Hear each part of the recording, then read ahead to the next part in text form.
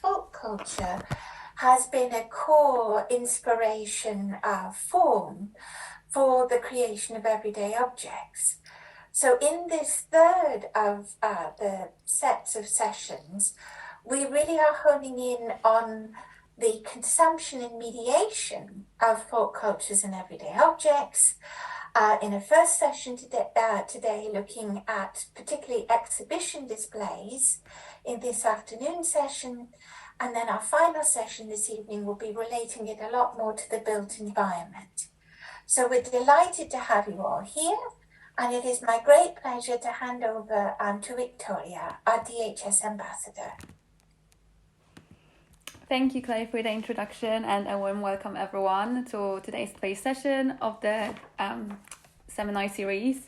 I should just mention that there will be a Q&A at the very end of the presentation, so if you've got any questions or comments about any of the presentations, just pop them in the chat box and then we'll get to them at the very end. So our first speaker today is Hervé Doucet, who has been a lecturer in the history of contemporary art at the University of Strasbourg since 2008. Curator of the exhibition Otto Wagner, Made de l'Art Nouveau Viennois in Paris in 2019 to 2020. He is a specialist in the history of architecture and decorative arts.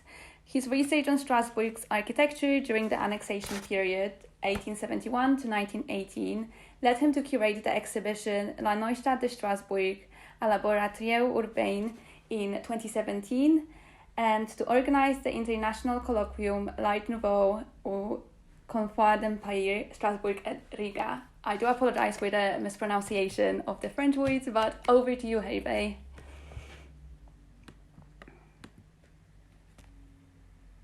Thank you so much. Okay. Yes.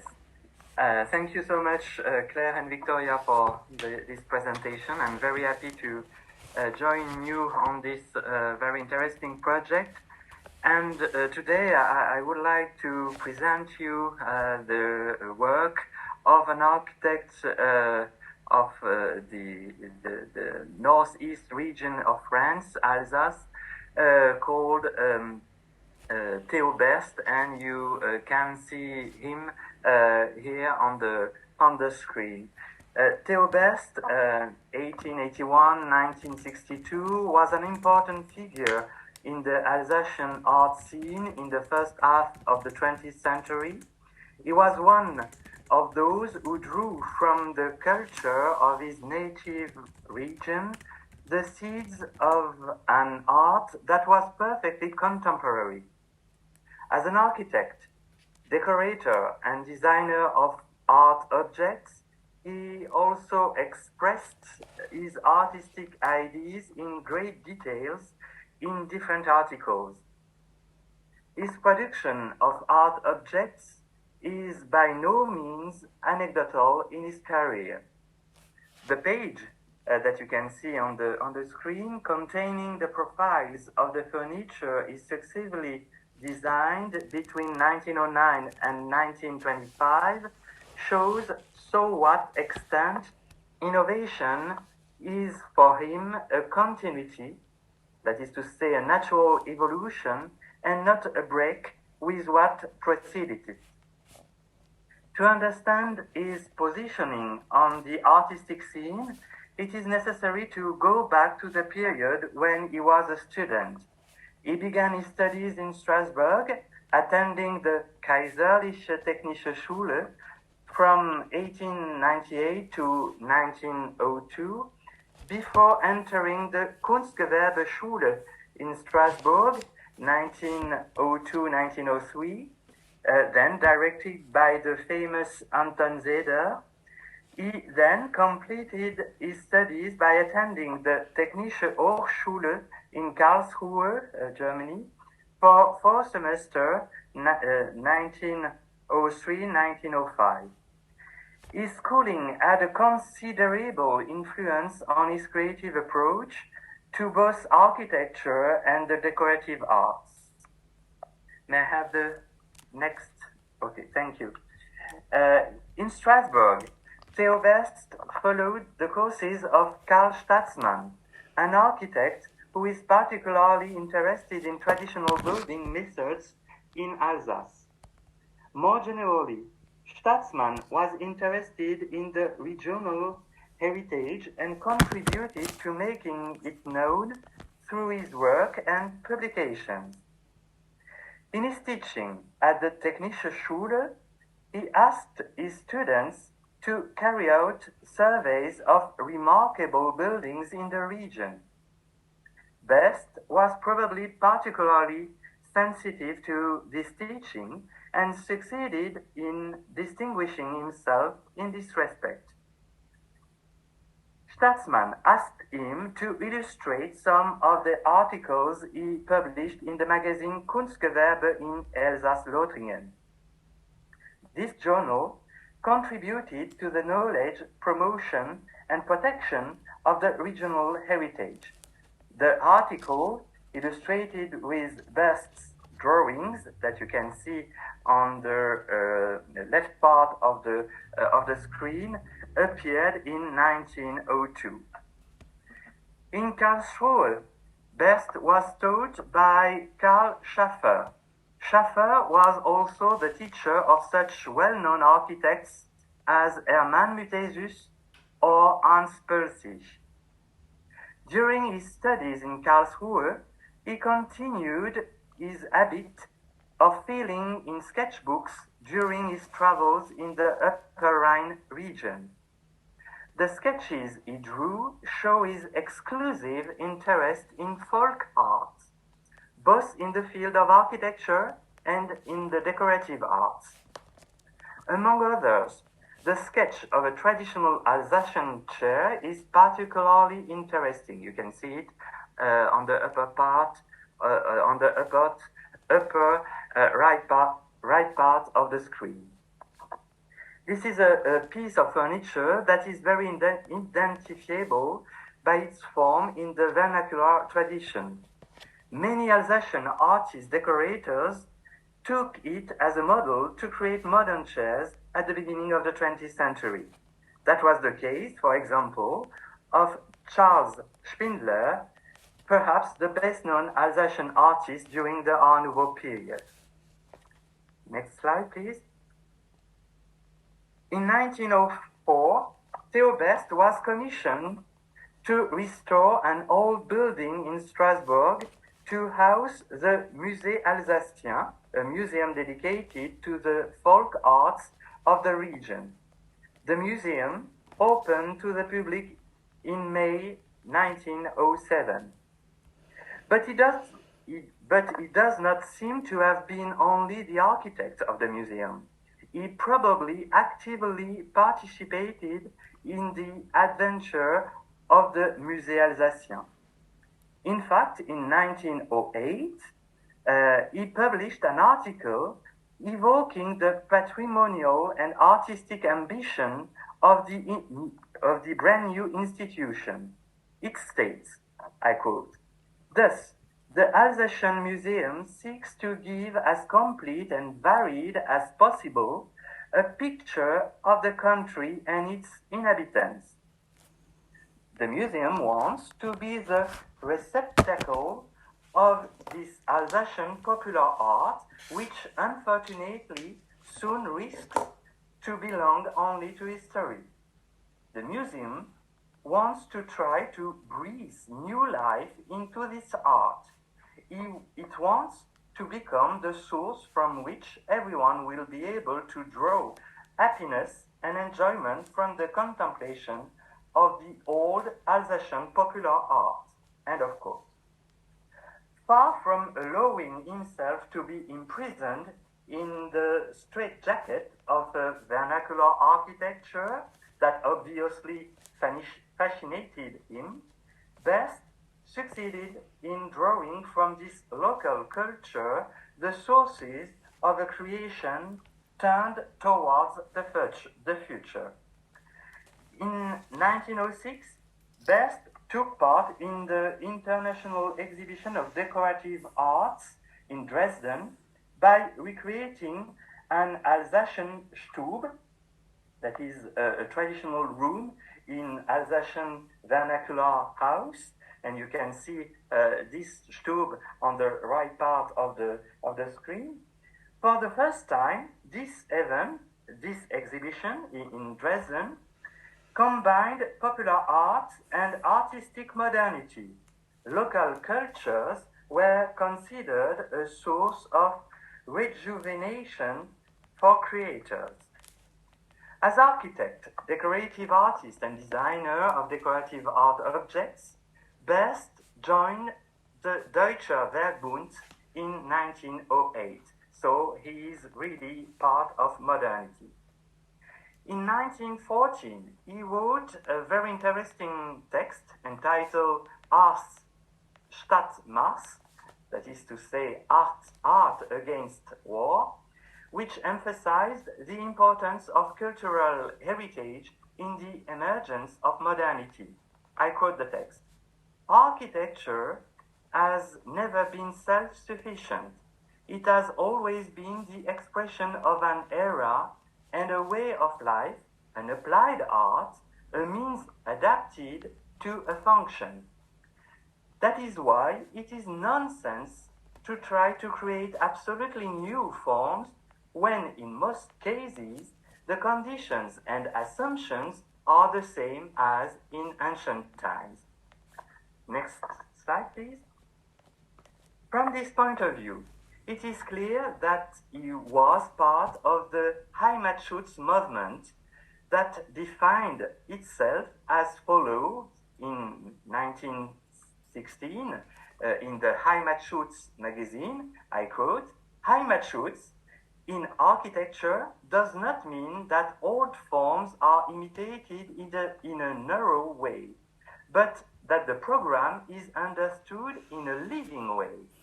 This is also a fine sensitivity to the existing landscape and its people. In this way, one can create something new that is local, that is to say, Heimat, in the best sense of the word.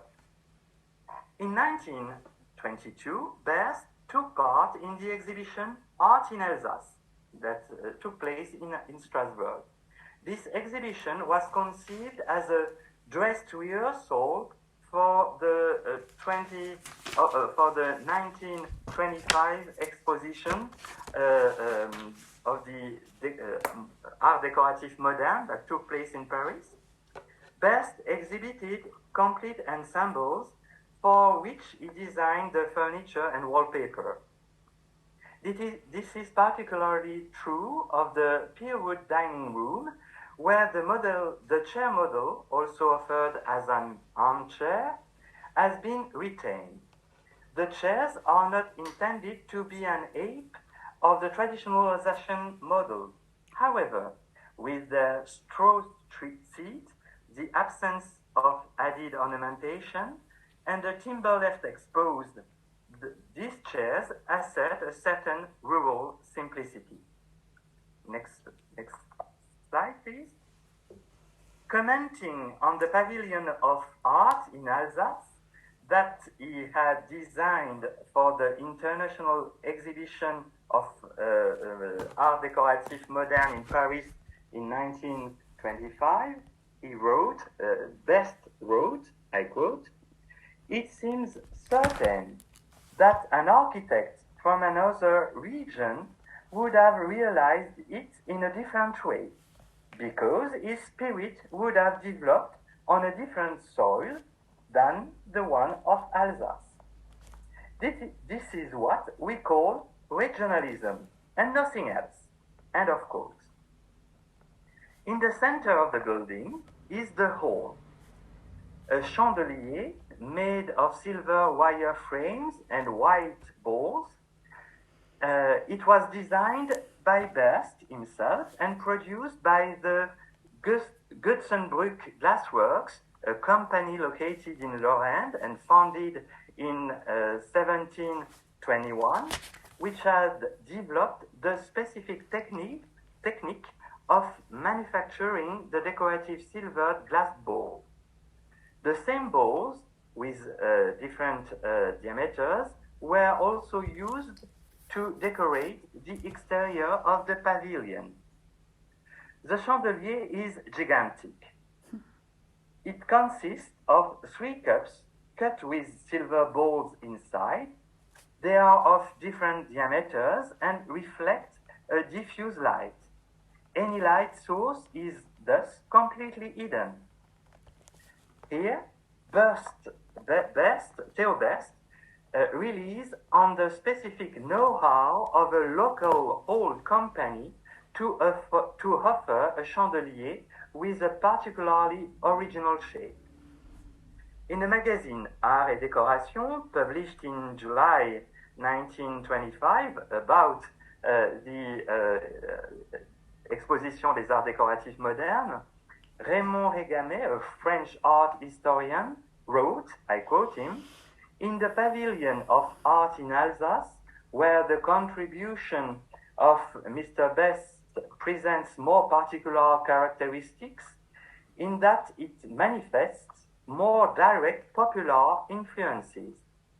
And, further on, considering the furniture of Mr. Best, who did not want to use any of the decoration of popular art, but has kept all the accent, all the strength, all the roughness, we begin to discover the rich, violent temperament on which a part of Alsatian art is based on and which gives it life. It is therefore clear that, thanks to his in-depth knowledge of Alsatian popular culture, Theo Best has succeeded in creating brand new forms that are completely contemporary and yet inscribed in a specific cultural framework. Thank you for your attention. Thank you so much for such an interesting presentation. I especially enjoyed the very strange sketches. They looked really great. If you have any questions or comments, just pop them in the chat and then we'll get to them at the very end. So our next speaker today is Alice Twemlow, who is a professor in the Wim Crowell Chair in the History, Theory and Sociology of Graphic Design and Visual Culture at the University of Amsterdam and a research professor at the Royal Academy of Art, The Hague. Twemlow is a former head of the Master Department in Design Curating and Writing at the Design Academy Eindhoven, at the MFA in Design Criticism and MA in Design Research, Writing and Criticism at the School of Visual Arts in New York, which she co-founded in 2008. She has an MA and a PhD in History of Design from the program run jointly by the Victoria and Albert Museum and the Royal College of Art in London, and her book Sifting the Trash, A History of Design Criticism was published by MIT Press in 2017. So over to you, Alice. Thanks so much, Victoria. Can you hear me okay? Yeah, we can hear you. Is that okay? Yeah. Okay, great. Just to check. And do I just ask you to do the next slide? Yes, please. Yeah, okay, great. Well, thanks for that lovely introduction and indeed for organising this entire evening and series. It's I find it a fascinating topic and an interesting addition and complement, a kind of angle on design history. So thank you. Right, I should jump in though because I have 10 minutes. Yeah, if you could take me to the next slide, that would be great. Yeah.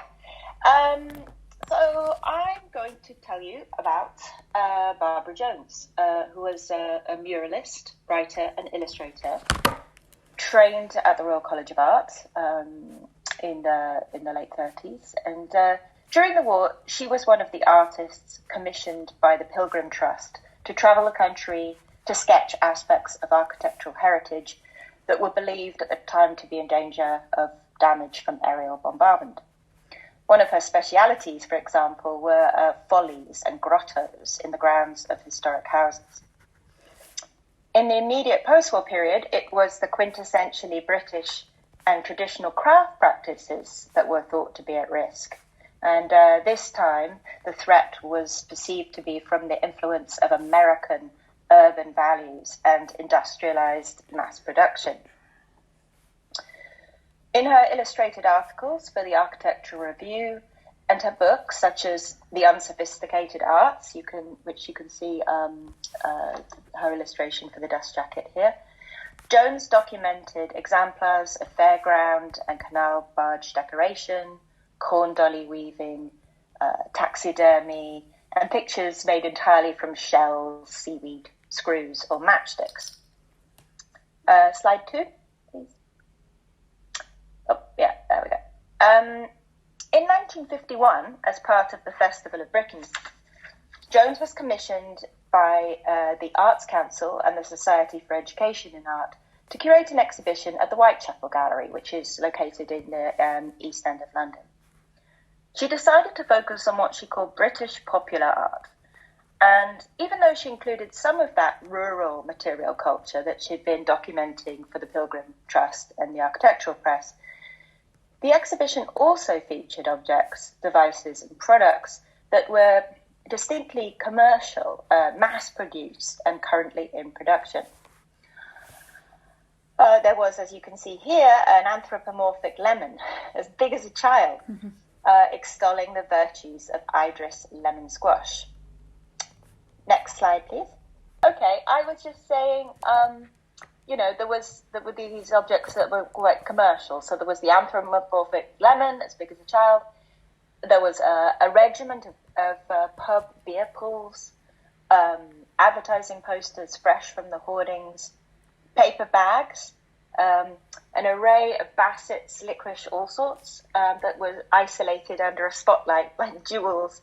And there were these detailed instructions from Jones to the museum staff that they should be replaced each day, if possible. And a tiled fireplace in the shape of an Airedale dog. So these exhibits did not derive from the village greens and leafy lanes of a rural yesteryear imaginary, but rather from quite specific semi-industrial bakeries, newsagents, pubs, and living rooms, some from East London where the Whitechapel was located, and also sourced from other towns in England and the UK. In her arrangement of the exhibits, Jones was influenced by shop display techniques, such as the accumulation of items. She did not try to disguise the seriality of the mass manufactured, but made it a feature by stacking and creating rows of objects in multiples. She also used the technique of juxtaposition, so arranging unique crafted objects alongside the serially produced, the treasured alongside the disposable. Throughout the exhibition, artifacts are grouped by type and activity rather than by any kind of perceived hierarchy of value. And the arrangement echoes that of perhaps an ethnographic museum, or maybe more accurately, a department store. But I think you could also consider the exhibition as an artwork in itself, or a piece of design in a way, in which she drew on her training in composition and her desire to reckon with these objects visually and physically in relation to one another, to create a three-dimensional continuation of observations she had made on sketching tours around the country. Slide 4. Thanks. Jones also persuaded some of the makers of the exhibits to be there in person and to give live demonstrations as a way to activate the exhibition. While she was disappointed not to have an ice cream barrow included, as her correspondence with the managing director of Massarella in Doncaster conveys, in most other areas she got her way. Her desire for a pearly, quote, pearly king and queen, alive if possible, end quote, was fulfilled without harm to either, I'm glad to say. Mr. McKiernan, a street painter, chalked images directly onto the floor each day. And here we see a pâtissier from the RAF School of Cookery putting the finishing touches on the St. Paul's Cathedral made of icing, much to the delight of these two young exhibition goers. Jones described, these exhibits as, quote, things people make for themselves or that are manufactured in their taste, end quote. Her description puts this genre in the same family as folk art, outsider art, vernacular practices, and what we today might call art of the everyday. To exhibit such material, Jones, I think, really had to overcome some odds that were stacked against her. Now, these included her precarious position as a female freelance curator, and some deep-set convictions on the part of the cultural elite about what constituted good taste, and what should be, and how to educate British people about it. So really, in addition to this physical carving out of territory for her objects in the way she displayed it, Jones also had to create conceptual space and new measures for the aesthetic appreciation of popular taste within the museum context. And this value creation had to happen at every stage of the production of the exhibition. And it happened as much behind the scenes as it did out in the public, and for the benefit of the press. Jones had loaned many of her own possessions to the exhibition, for example. And when some of them were broken and damaged upon their return to her, a lustre glass candlestick was smashed, a caster was torn off a red sofa, and the glass case of the Victorian villa doll's house was broken. And a piece was knocked off one of the mother-of-pearl papier-mâché chairs. She wrote to Hugh Scruton, director of the Whitechapel, that she, quote, got the impression that things were packed according to the packer's estimate of their value and not ours, end quote. As for how much Jones herself was valued by the gallery, this was surrounded by much tension and quibbling on the part of Scruton and the Whitechapel treasurer.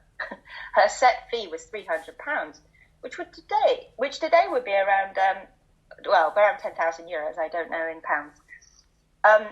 Her expenses derived mainly from travel and telephone. Penciled notes by gallery staff indicate that when she said she would spend £50 or less on travel, they thought she meant it would be less. And they also considered that the, quote, indirect value of publicity and reputation, end quote, was worth a lot and should form part of her payment. I don't know if anyone listening today is working in museums or as a freelance curator or writer. These things probably sound quite familiar, unfortunately. The value of the endeavour was weighed more objectively by its visiting public. Quantitatively, the exhibition was a great success. It broke all the gallery's previous attendance records by almost a third. In the 2 months that the show was open, in that summer of 1951, 30,754 people came to see it, with a daily average of 670. This number would have been higher if the gallery had followed through on her recommendation to accommodate working hours of the local community. It didn't, but it should have, because obviously if you're working all day in a job, you can't go to visit an exhibition that closes at 5 o'clock. Some of the press who reviewed it saw it as a political statement. From the perspective of the Daily Worker, for example, who noted the beautiful silk banner, which clearly shows the influence of William Morris, that's a quote, loaned by the Bethnal Green branch of National Union of Railwaymen, it was, quote, intended to show how art and design enter daily life without distinguishing good from bad, end quote. Harold Nicholson also noted how the exhibition was, quote, a demonstration of proletarian aesthetics, end quote. And I'm just going to skip over the rest. Okay, last slide, please. By successfully defending her selection, collection, interpretation, and display of such a spectacle of everyday objects for an exhibition, and giving definition to a branch of aesthetic impulse that had hitherto remained unclassified, Jones redirected what she called the museum eye, forcing it to re-examine the ways in which matters of national memory, heritage, and identity had been monopolized by one particular hegemonic notion of good taste. She wanted to reopen discussions about art, design, commodities, and craft to include what working class people, and especially working class women, liked and bought, what they made and used and saved. The Whitechapel Archive has a really great collection of the correspondence related to the exhibition, along with her exhibits lists and detailed notes, if anyone's interested in looking. And even though she was an illustrator, most often she used the power of language to evoke her vision. She wanted a section devoted to snacks. She described it as, quote, a display of prepared foods as seen behind a popular snack bar counter.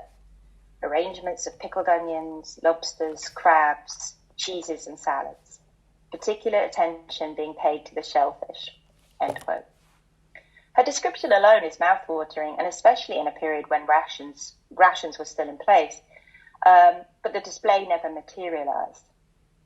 And I think that these preparatory notes and draft checklists and sort of imaginings of a version of an exhibition provide a kind of glimpse of another ghost-like version of the curation of the exhibition, one where Jones's full vision in all of its precision and idiosyncrasy might have been realised.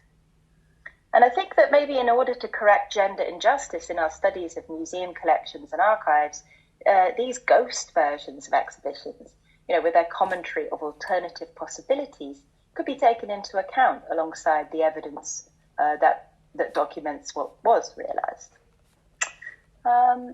So just to conclude, one more note here. A feminist linguistic lens which extends questions of what is true or false to include what counts as truth, as theorist Deborah Cameron puts it, I think is useful for a reading of the exhibition, understood here as an entirety, from process to realisation, and maybe to these ghosts. Such a reading can reveal how it opened up the question of taste from its black box of patriarchally determined absolutes, its epistemologies of mastery, to use ecofeminist Lorraine Code's words, to something more contingent, relational, socially constructed, something that could be recognised and reclaimed by a viewing public as their own. A particular variant of urban folk as practice, as object, as culture, and as demographic was then used as a tactic and an ethos to unsettle the congealed confluence of class, gender, and taste discrimination in the museum context. And as a welcome byproduct, I think it leaves us with a generative legacy to build on. Thank you. Thank you so much, Alice, for your very thought-provoking presentation. It was so interesting. So if you have any questions or comments, then do just leave them in the comment box and we'll get to them at the very end. So our next speaker today is Elina Nachlindy, who is a third-year PhD candidate in History of Art at the University of Warwick, funded by the Midlands Cities Arts and Humanities Research Council, doctoral training partnership. Elina gained a bachelor's and a master's degrees in History of Art at the University of Glasgow in 2018 and 2019 respectively. Elina's doctoral thesis looks at the conceptualization and practical arrangement of the Swedish home during the period 1819 to 1917, with the aim of grasping how the socialization and democratization of art was perceived to have factored into the wider goal of socio-cultural change in turn-of-the-century Sweden. So over to you. Thank you, Victoria, for that wonderful presentation, and thank you for inviting me as well, you too, Claire. This is a fascinating topic, and I am very happy to contribute to it. So in this paper today, I will be talking about the threefold meaning of poverty in the development of Swedish modern design, specifically by showing a room interior displayed at the Home exhibition, which was held in Stockholm in 1917. In Swedish design history, the Home exhibition, which comprised of 23 fully furnished domestic rooms, is considered a landmark event in the establishing of modern design ideals and practices in Sweden.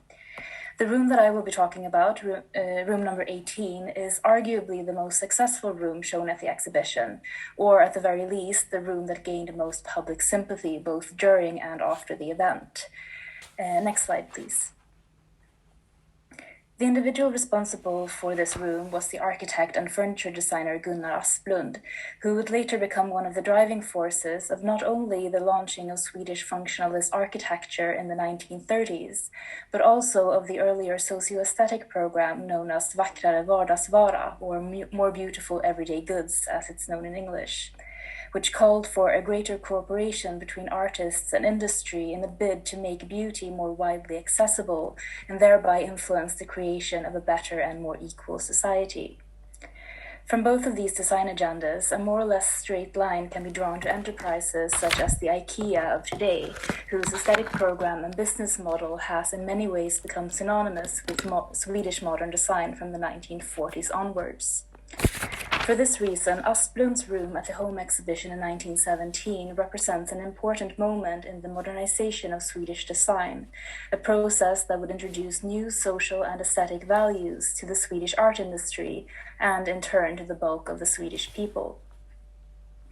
Before we look closer at Asplund's room and the furniture that he designed for it, however, I want to take you back to 1838, so about 80 years prior to the Home Exhibition, to an essay called The Significance of Swedish Poverty, which was written by the influential author Carl Jonas Rove Almqvist, and which provided the ideological backbone of Asplund's later practice. Next slide, please. In The Significance of Swedish Poverty, Almqvist presented an understanding of Swedish poverty as a source of national pride rather than as a sign of failure.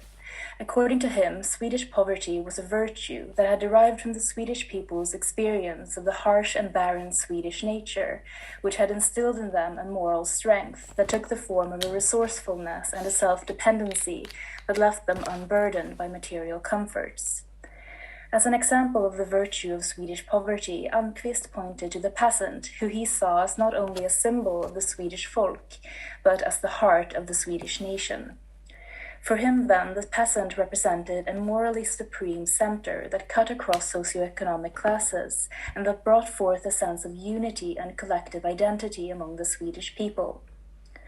Though prominent during his own lifetime, this idea gained new relevance in the 1890s, when Sweden was experiencing a severe crisis of identity, following what had been an extensive and rapid industrialization, which had changed the social and cultural fabric of the nation beyond recognition.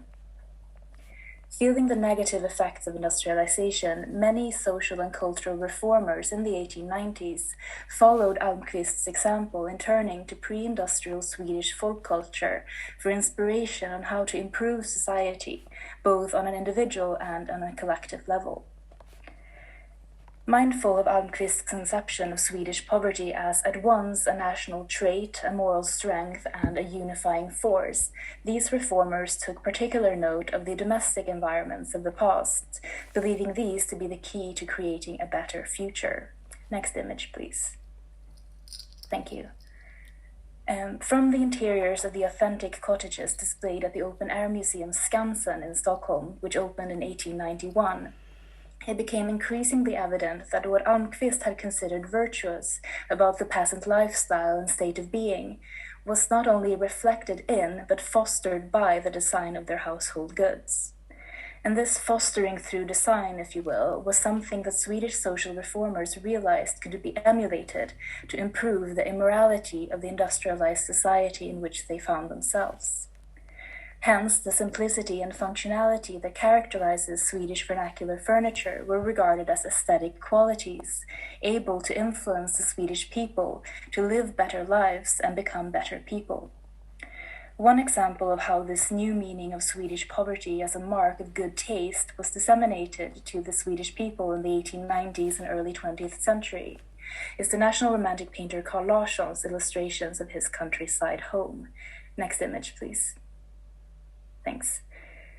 These illustrations became the basis of a new home decoration ideal, which incorporated old vernacular furniture or furniture that bore traces of vernacular design principles into a decoration scheme that favored simplicity and functionality over unnecessary ornamentation, as it was believed that this would fortify the virtue of Swedish poverty among the residents of the home.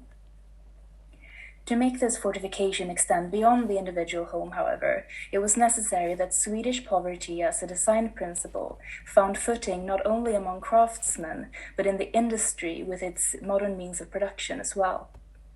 And this brings us to the home exhibition in 1917. Next slide, please. Thanks. And its aim to present to low-income Swedish people, of which there were plenty around this time, ways in which they could decorate and furnish their homes in a manner that was both tasteful and affordable. And affordability was in fact a key term for the organizers of the home exhibition, as they wanted the objects displayed here to be easily mass-produced, a feature that would lower both the cost of production and the retail price, ensuring a greater distribution of good taste. With this emphasis on affordability, the home exhibition thus added further meaning to the concept of Swedish poverty, which could now also be understood as a strategy for production and mass consumption. Next slide, please. The room that Asplund prepared for the home exhibition demonstrated this latter meaning of Swedish poverty through the use of easily replicable patterns, as well as the use of a low-cost material like pine wood. Yet it also testified to the other meanings of Swedish poverty. To start, the room in question was the so-called bostadskök, or residential kitchen, one of the most common types of accommodation in Sweden around this time. In modern terms, a residential kitchen translates roughly to a studio apartment. However, for Asplund, it rather bore connotations of the pre-industrial peasant home, the single cottage, which was formed of a single multifunctional space with very few but functional furniture. Inspired by the makeup of such traditional Swedish homes, Asplund's residential kitchen was sparsely yet purposely furnished, containing a stove for heating and cooking, as well as various furnishings needed in a self-contained household, including a pull-out sofa that doubled as a bed. To further establish a connection to traditional Swedish housing, Asplund decorated the room with handcrafted textiles, including the rag rugs on the floor, themselves a critical symbol of Swedish folk culture. And as for the design of the furniture, Asplund confessed to having, quote-unquote, striven for the simple forms. But what's particularly interesting with this furniture set, and what I would like to conclude this paper with, is how Asplund borrowed not only the simple forms from the visual language of Swedish folk culture, but the decorative as well. Next slide. Thank you. The pared back decorative line that binds Asplund's various pieces of furniture together is in fact a typical feature of Swedish vernacular furniture styles, as seen here on the upper right, as well as of more exclusive deviations thereof, such as the Swedish Karl Johan or Biedermeier style on the bottom right. The simple yet joyful expression of this line is something that many have come to interpret as the ultimate expression of the significance of Swedish poverty, a manifestation of how the Swedish people has this ability to not only survive but thrive under austere conditions. As indicated by the standardized and industry-friendly forms of the later functionalist movement, Swedish poverty, such as it refers to simplicity, functionality, and affordability, would ultimately dominate modern design ideals and practices in Sweden. Asplund's use of this decorative line in his furniture for the home exhibition is thus noteworthy because it demonstrates just how instrumental the past was in the shaping of the design of the future, partly in terms of its visual appearance and its practical use and production, but perhaps most significantly in terms of its underlying ideology. Thank you. Thank you so much. That was a really great presentation. I love the furniture sketches similarly to the face presentation as well. So if you have any comments or questions, just pop them in the chat and we'll go through them after the last presentation. So our last speaker today is Simon Spire, who is a curator of ceramics and glass in the Decorative Art and Sculpture Department at the Victoria and Albert Museum in London, working on a loan display of the Willett collection planned for 2023. He received his PhD in 2021 from the University of Leeds, writing a study of collecting, art dealing and museum formation in the second half of the 19th century. So over to you. Thank you, Wiktoria, and thank you, Claire, for the invitation to join this seminar today, and also thanks to the previous three speakers for some really interesting papers, lots of food for thought for the discussion afterwards.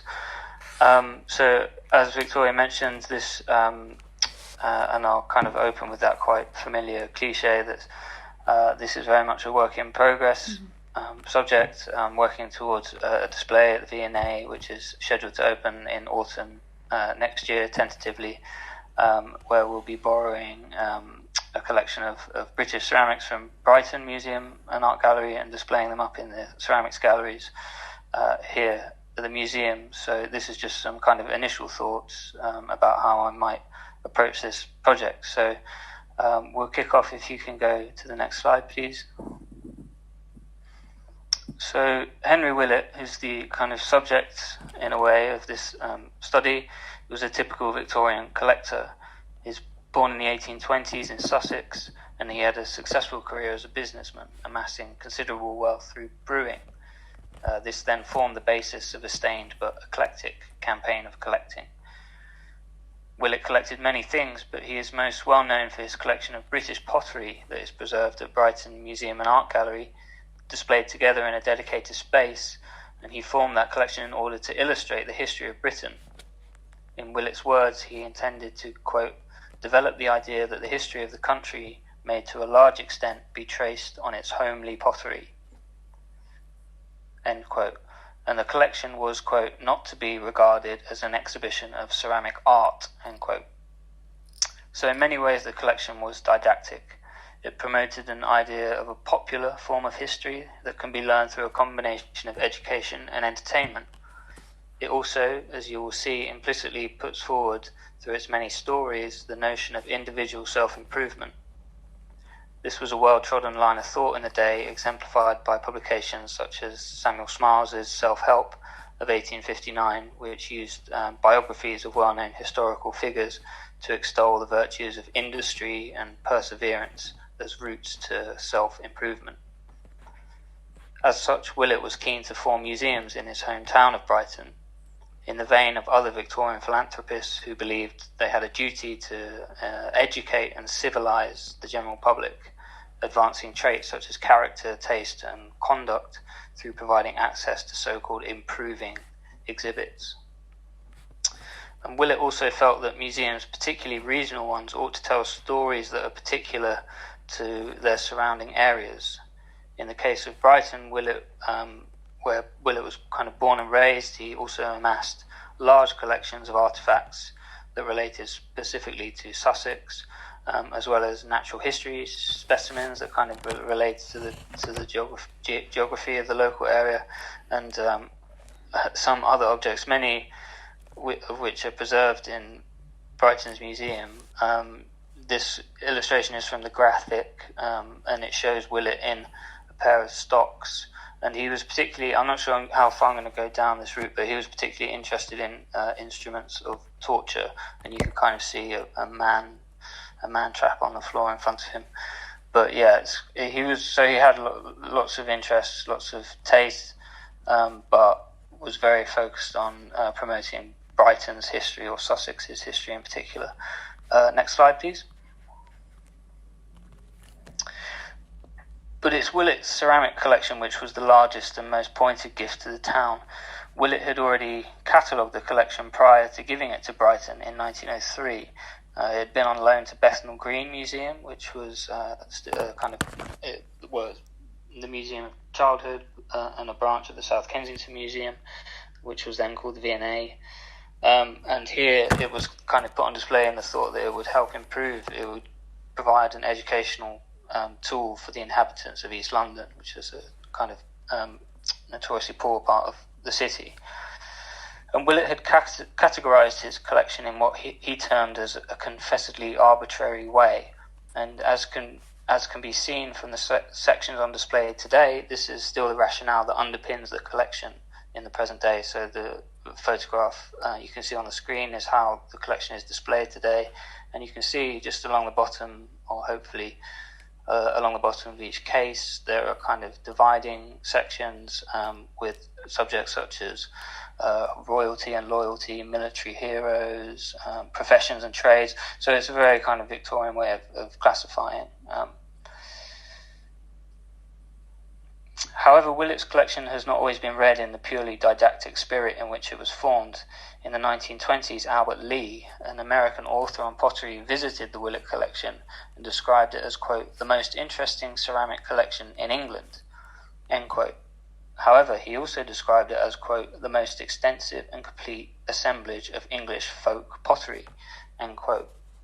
He also said it was, quote, the nearest approach to a folk museum in England at present is the Willett collection, end quote.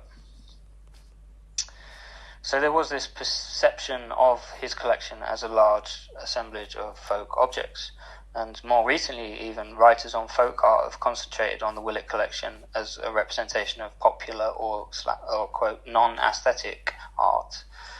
It was actually considered by Martin Myrone for inclusion in Tate Britain's 2014 exhibition, British Folk Art, but was eventually, the idea was dropped, perhaps, I mean, for reasons that might become clear in this, or reasons that we could debate. The kind of folk elements of this collection are not entirely clear or, necessarily prevalent.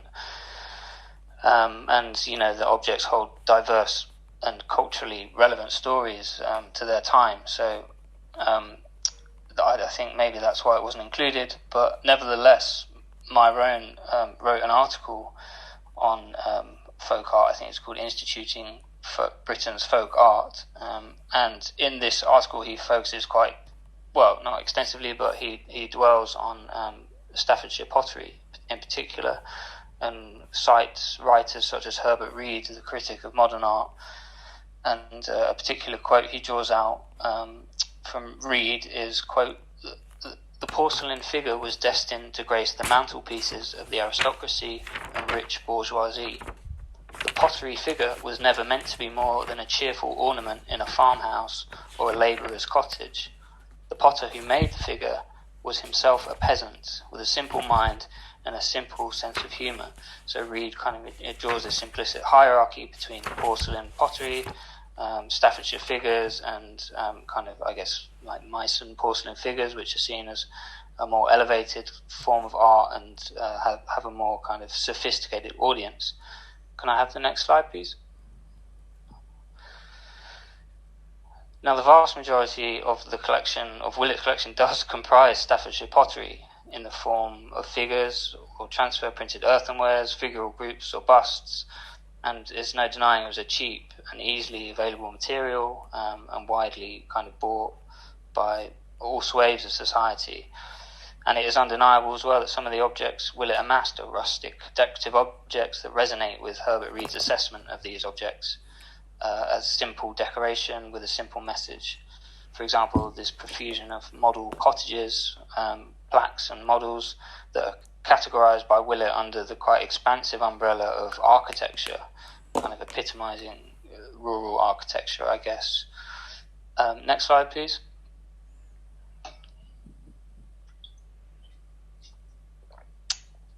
And Willett was even quite partial to kind of traditional English vignette scenes, such as these vases, which show scenes of a kind of typical English country fair, references to Punch and Judy and Merry Andrew, and the kind of classic English pub green, village green, I suppose.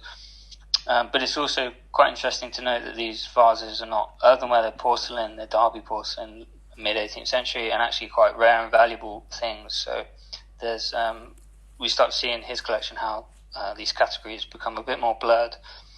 Next slide, please. Many of the Staffordshire figures, as Willett noticed, I think this is why he collected them, tap into a wider current of public or oral history. For instance, many objects relate to pugilism, a sport that had its roots in and was patronised by the aristocracy, but allowed the rise of stardom of typically lower class individuals. One example is Ben Comte, who was born in Nottingham, stood at 6 foot 2 inches tall and weighed over 18 stone. A successful fighter in the 1830s and 40s, he became the English champion. and it's even contested that Ben Cornt gave his name to Big Ben, the bell that hangs in the Elizabeth Tower, the Palace of Westminster.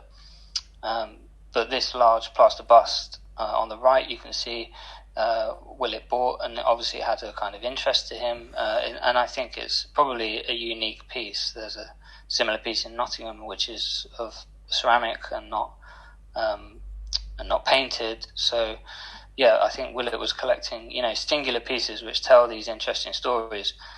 And next slide, please. Willett even included multiple representations in different media of the famous boxer Thomas Molyneux, who possibly originally began his life enslaved and was freed, whereupon he moved to Britain in 1809. He became a successful boxer and twice fought Tom Cribb, the champion of England, and twice lost. These themes of the underdog, perseverance, and rise to fame of Molyneux had appealed to large swathes of the population, and it is probable this is the reason Willett pursued such a subject on multiple occasions. So that I think now we can start to see how these so-called Staffordshire figures that Reed kind of lumps together all kind of tell different and quite intriguing, compelling stories. And just as a final example, if you go to the next slide, please. The final example shows the kind of usefulness of this project in a way, and using hindsight to look back at Willett's collection as a justification for rereading it. And that is because Willett did not consciously, as far as I'm aware, collect works which related specifically to women's history. I don't know yet. I hope to find out his kind of views on women and the kind of suffragette movement and everything. But here is an earthenware plaque in the so-called Pratt palette depicting a woman in profile. The plaque probably depicts Sarah Siddons, the well-known actress who had relatively humble origins but forged a successful career on the stage from the 1770s in a notoriously difficult industry to master. And you can see the likeness to that print on the right, which I think leads us to believe that plaque does depict Sarah Siddons as Euphrasia in I can't remember the name of the play, but so Willett in fact thought this plaque depicted Marie Antoinette, who features much more prominently in his collection. He was quite obsessed with the notion of revolution and political unrest, and that is she only really features because of that motif. However, subsequent research has revealed the probable source for this plaque, and it is perhaps fitting to finish on this example as one which shows that the so-called, quote, cheerful ornaments made by and for, quote, simple minds had much more encoded meanings than were realised, and even realised in the close to contemporary times of their production. So I guess, lastly, just to finish on a few kind of questions that I will be considering, and if anyone has any thoughts or input, I'd be grateful to hear. And firstly, do we kind of still see these types of ceramic objects as folk? Do kind of Staffordshire figures count as folk art?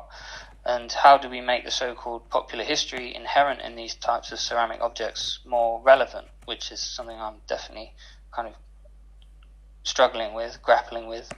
And then just kind of more broadly, what challenges are there in presenting these in a museum context, which I'm definitely going to be thinking about a lot over the next year or so, particularly in regard to these more challenging stories, difficult stories, uncomfortable stories.